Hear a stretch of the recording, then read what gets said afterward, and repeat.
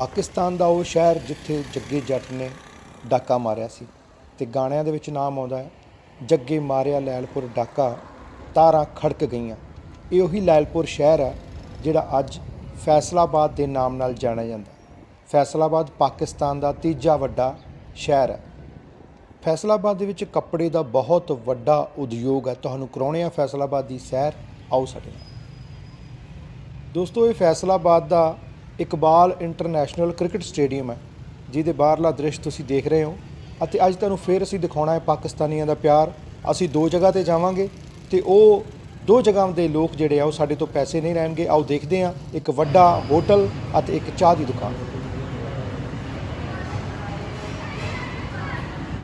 ਹਾਂਜੀ, ਸਤਿ ਸ਼੍ਰੀ ਅਕਾਲ ਦੋਸਤੋ। ਜਿਵੇਂ ਕਿ ਤੁਹਾਨੂੰ ਪਤਾ ਹੀ ਹੈ ਕਿ ਆਪਾਂ ਲਹਿੰਦੇ ਪੰਜਾਬ ਦੇ ਵਿੱਚ, ਪਾਕਿਸਤਾਨ ਦੇ ਲਹਿੰਦੇ ਪੰਜਾਬ ਦੇ ਵਿੱਚ ਆਏ ਹੋਏ ਹਾਂ। ਫੈਸਲਾਬਾਦ ਦੇ ਵਿੱਚ ਕਿਆਮ ਰੈਸਟੋਰੈਂਟ ਹੈ, ਬਹੁਤ ਵੱਡਾ ਰੈਸਟੋਰੈਂਟ ਹੈ, ਬਹੁਤ ਸੋਹਣਾ ਰੈਸਟੋਰੈਂਟ ਹੈ, ਖਾਣਾ ਵੀ ਬਿਹਤਰੀਨ ਹੈ।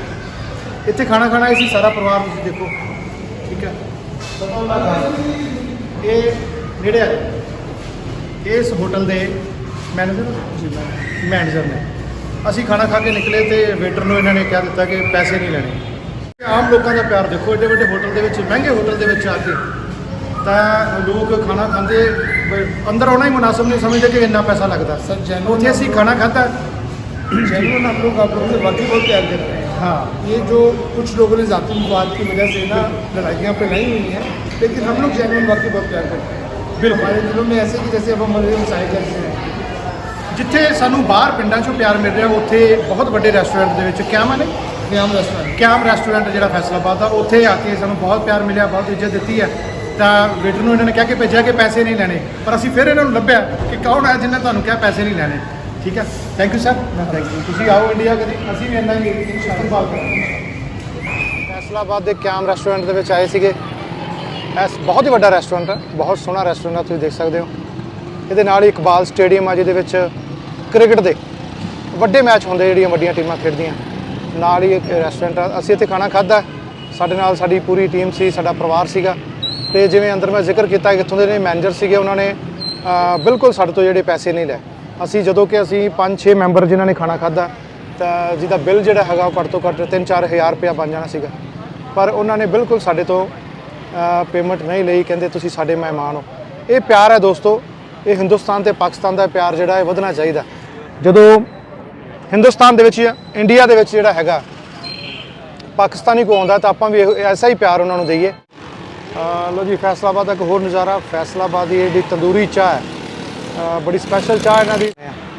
ਇਹ ਚਾਹ ਬਣ ਰਹੀ ਹੈ, ਦੇਖੋ, ਪੂਰੀ ਉਹਨੇ ਕੱਢ ਕੇ ਬਣ ਗਈ ਹੈ ਜੀ। ਇਹਨੂੰ ਕਹਿੰਦੇ ਦਹੀਂ ਵਰਗੀ ਚਾਹ। ਹੁਣ ਇਹ ਮਿੱਟੀ ਦੇ ਨੇ ਕੱਪਾਂ ਦੇ ਵਿੱਚ ਪਾ ਰਹੇ। ਇਹ ਕੀ ਪਾ ਰਹੇ ਹੋ? ਸ਼ੱਕਰ। Okay okay okay. ਖੋਇਆ।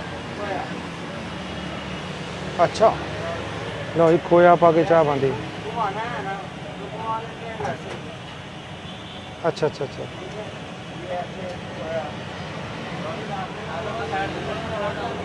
Okay okay okay. चलो पा दो उहदे च। देखो तुसीं कप किवें अग के उपर रखे हुए, लाल हो गया बिल्कुल कप। हुण इन्हां कप्पां च देणगे तां हत्थ बहुत सड़नगे। नहीं, ओके ओके ओके। वाह भी वाह, वाह भी वाह, वाह भी वाह,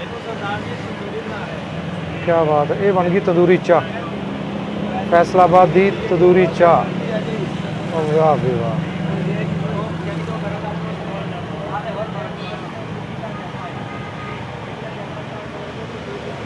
देखो कितनी गर्म होगी, कजे उबाले मारी जाती है।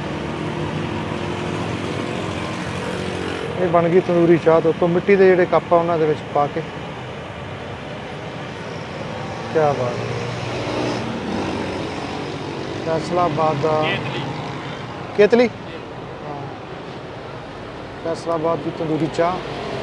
तो ये है जी फैसलाबाद दी रौनक। रात का समा है।